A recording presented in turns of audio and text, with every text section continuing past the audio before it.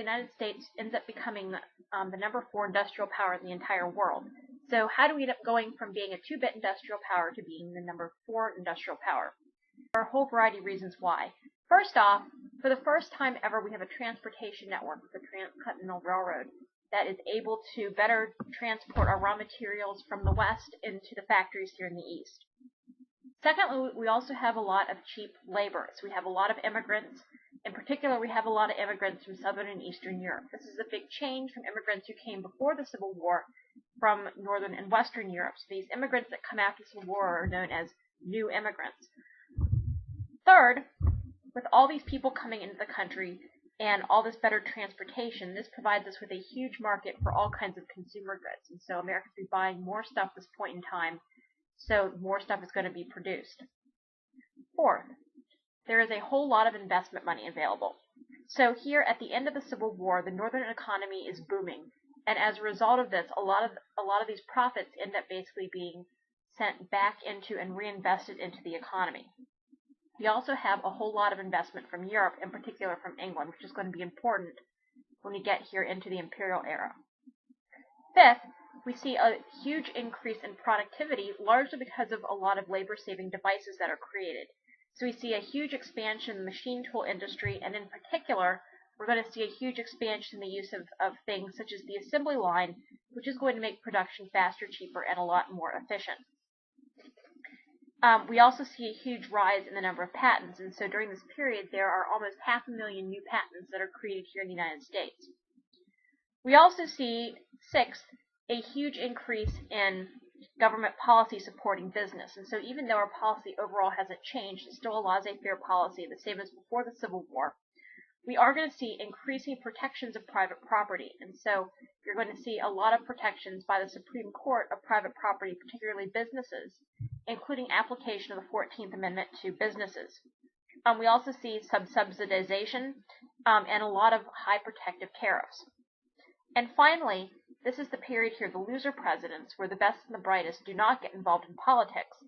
In this country, if you're really smart and really motivated, you end up getting involved in business, not in politics. What are these industries that end up basically fueling this huge economic expansion? The first major business that we're going to see is going to be railroads. And so they're going to be the first real big business. And in the post-Civil War period, especially with the completion of the Transcontinental Railroad in 1869 and lots of other transcontinental railroads that run alongside it, the number of mileage of railroads increases 5 times during this period, which is going to have the largest impact on the economy, both by fueling demand for products, especially steel, but also by providing better transportation to get goods to market. And again, it's going to create this national market for goods, resulting from this increase in mass production. These railroad schedules also are going to affect daily life. And so, for example, in 1883, the American Railroad Association ends up dividing the country into 4 time zones, in part to try to make things safer. And so one of the problems before this, aside from in the pre-Civil War period being non-standard gauges of track, we also see non-standard time zones. So there's a real problem with railroad or trains being on the same track at the same time, which causes all kinds of crashes and derailments and all kinds of things. And so to try to make railroad travel safer and more efficient, they do create national time zones, and they create national timekeepers in order to try to specify this.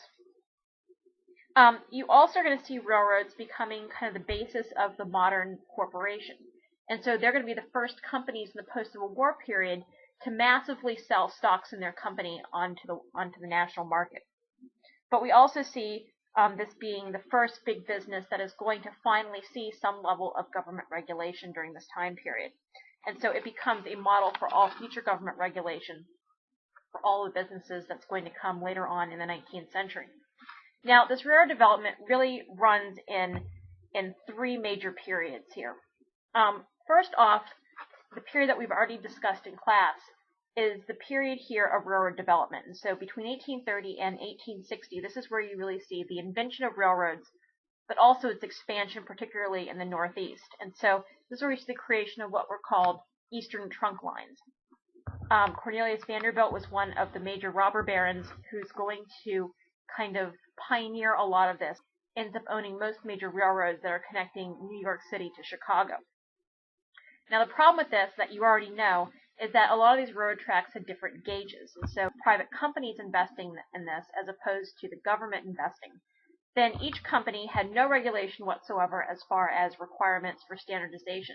So some companies had tracks that were this wide across, others had tracks that were this wide across, and so in order to run the same railroad lines and the same tracks, you had to have the same standardization of gauges. So this makes road transportation really inefficient. You also are going to see all these eastern seaboard cities being connected to the Midwest, so most of these railroad lines run from east to west, not so much north to south. And so for this reason, the north is going to see huge railroad expansion where the south really doesn't see a whole lot of that. Now, in the post-Civil War period, the period from the mid-1860s into the mid-1870s, really becomes the era of the Western Railroad. So this is railroad period number 2. And this becomes, you're going to see the building of the Transcontinental Railroad, but also you see the railroads starting to branch out off these western trunk lines to try to promote more settlement here of the Great Plains. And this is really aided by federal government policy. And so for the first time, you really are going to see the national government getting involved in railroad building and funding of these railroads. And so you're going to see a lot of subsidization of the Transcontinental Railroad by the federal government. To encourage this, one of the things they did was, as opposed to just giving cash money for building the railroads, you're going to see them using things such as land grants to try to encourage building of railroads further and further west. And so, for example, here, for 1 mile out of every mile of track built, road companies would get a chunk of land on either side of the railroad. And so this kind of worked like a checkerboard pattern going all the way west, and so railroad companies ended up being the primary landowners out there in the west, in which these companies hoped to then sell the land to western settlers to try to finance more construction. The problem with this is that there are some really negative consequences. And so this encouraged these road companies who try to get as much land as possible just to throw down tracks any which way they cared to do that. And so part of this was problematic because they had really hasty and really poor construction on these railroads. There also the problem is you see widespread corruption. And so, for example, during the Grant administration, you're going to see all kinds of scandals that happen in response to this, which is going to cause real problems. But you also see a lot of protests by locals, in particular the populists. Railroads own half the land in the West, especially in the western states, and because of this, then they can pretty much bully the farmers into selling their crops to whatever middlemen they want to. The thing is that by 1869, the first Transcontinental Railroad is completed, the Union Pacific, in which they met at Promontory Point in Utah, and after that you're going to see a lot more of these transcontinental railroads being completed. By 1900, we have 4 major trunk lines in the west, these transcontinental railroads, and you're going to see a huge overexpansion of these railroads, which is going to lead us here into the Panic of 1877. The period of 1870 to 1819 now becomes the period here of competition and consolidation. And so here by the 1870s, we do see these railroads largely being overbuilt and mismanaged. We see the Jay Gould scandal here during the Grant administration, in which they basically inflate the value of the stocks we're supposed to selling to the public, so they make a ton of money off of that. Also, to survive this competition, these companies start giving huge kickbacks and rebates given to favored shippers, especially those who are going to be bulk shippers and shipping large amounts of goods, which is what the farmers really are opposed to when these middlemen require them to sell their crops to them at a loss in order to be able to sell them to the railroad companies.